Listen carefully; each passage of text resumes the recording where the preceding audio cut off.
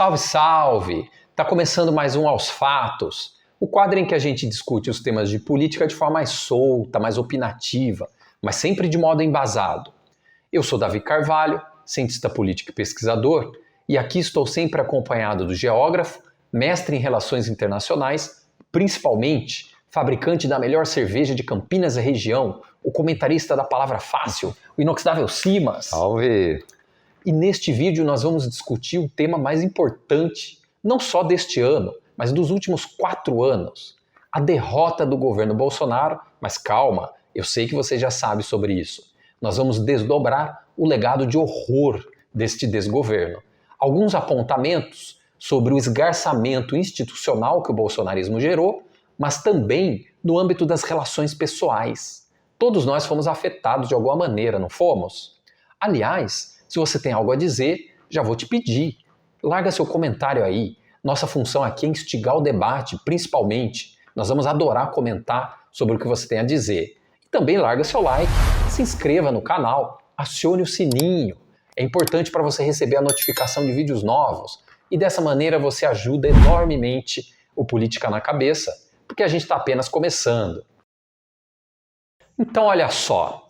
Você, como pessoa bem informada sobre política, sabe que Bolsonaro foi o único incumbente desde a redemocratização, ou seja, desde o governo Collor, foi o único cara, a parte do próprio Collor e do Itamar Franco, que teve um mandato tampão, que não conseguiu se reeleger.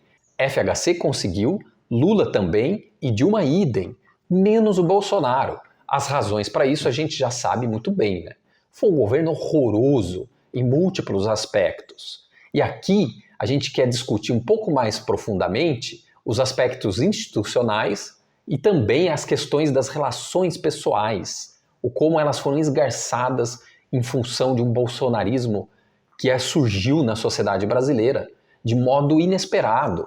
Ninguém sabia que tinha tanta gente de extrema direita nesse país. É ou não é? Quero ouvir sua opinião, Simas. Olha, pois é, Davi, é até difícil assim quando a gente começa a pensar nessa herança, nesse conjunto de barbárie que a gente... É muita coisa.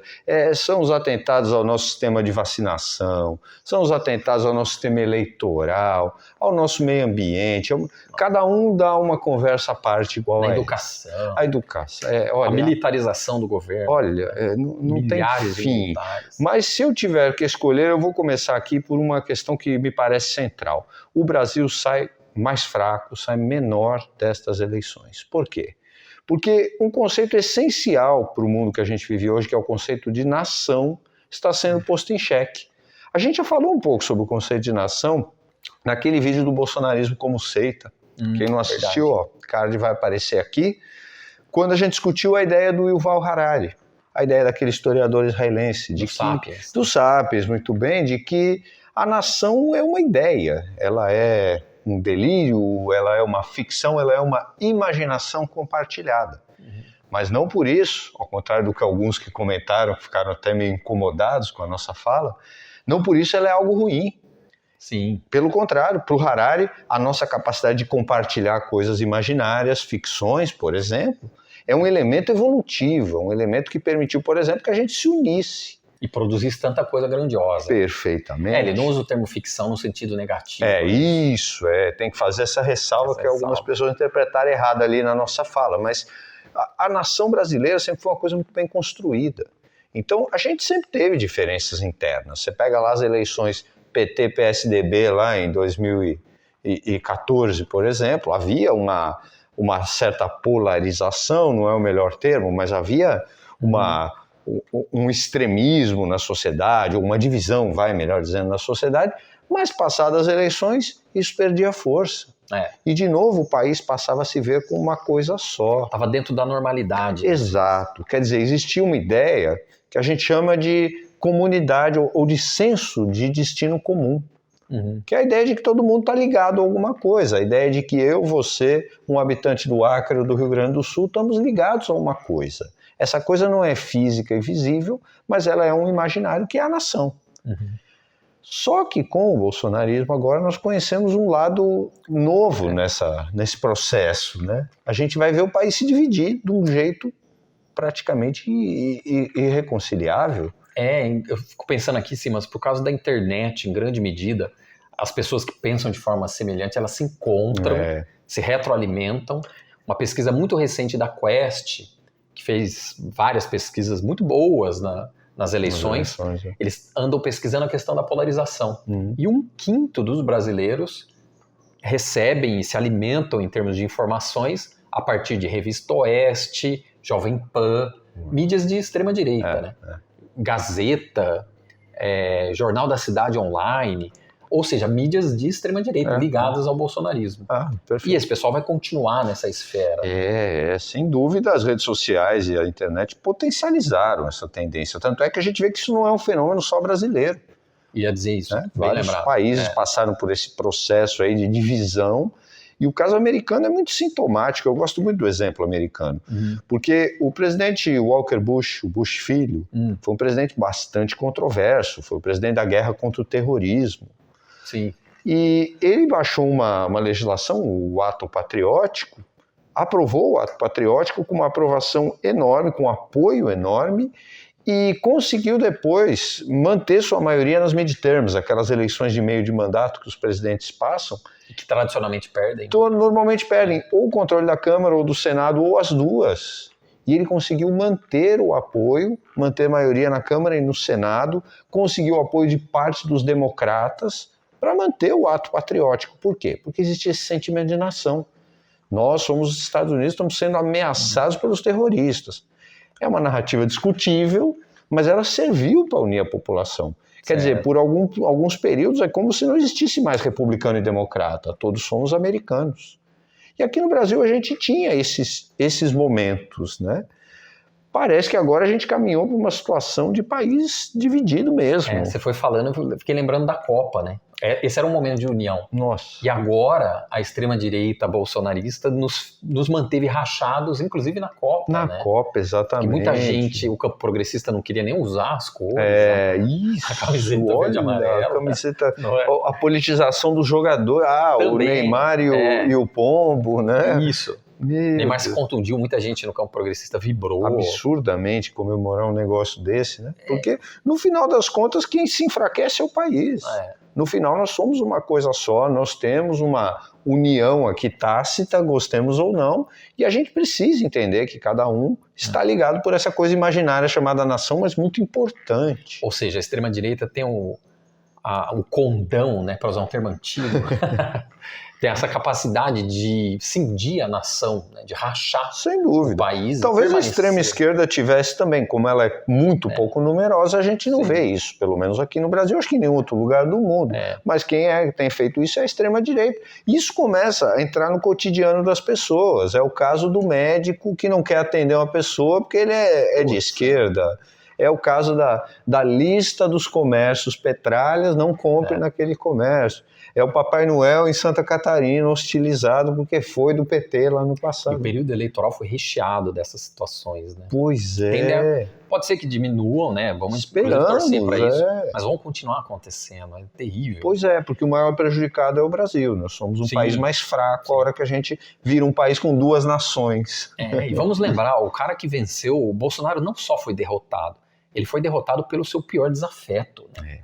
Esses caras simplesmente não aceitam que Lula, o ladrão e não sei o quê, né? O Barrabás, né? O Barrabás é ótimo. Nós fomos acusados aí, defensores de inclusive, Barrabás. Eles têm achado, Simas, mais recentemente, eu estou infiltrado em 3 grupos de bolsonaristas no WhatsApp.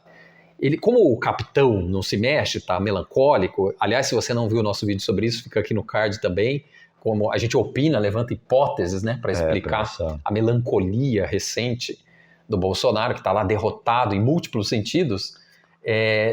Eu tenho notado nesses grupos uma transferência, que, já que ele não vai agir, e as Forças Armadas aparentemente também não, quem vai agir agora? Deus. Tem uma intervenção divina e alguma coisa vai acontecer, mas o Lula não sobe a rampa. Essa é a teoria mais ou menos predominante dos grupos que eu estou acompanhando. É a mais plausível de todas as teorias que eu ouvi até agora. Das muitas teorias, né? E aí, sim, mas você fazia a comparação com os Estados Unidos, eu fiquei lembrando de uma obra do professor John Rubin, um dos maiores cientistas políticos da atualidade, norte-americano, e que estuda em profundidade as bases trumpistas, o que motiva as bases trampistas. O livro dele mais recente, uma tradução livre seria Personalidade Securitária, o título. Vai aparecer aí na tela, a Tati vai colocar pra gente o livro correndo aí na tela para você ver.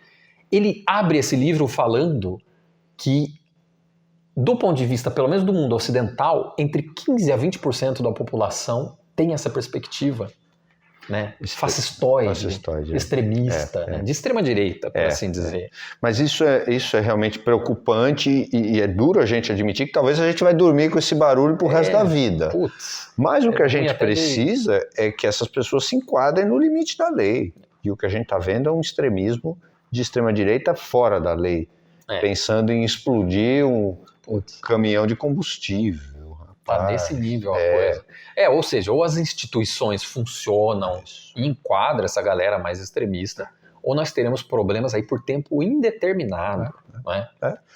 Mas aí, Simas, eu queria inclusive adicionar outro ponto. Né? Acho bem interessante você, por ser especialista nas RI, trabalhar com geopolítica, lecionar na área, inclusive, né? Faz todo sentido que você aborde essa questão em termos do binômio nação versus globo, né? Globalismo versus nacionalismo, mas eu queria trazer isso para o interior da nação, no âmbito das relações sociais, né?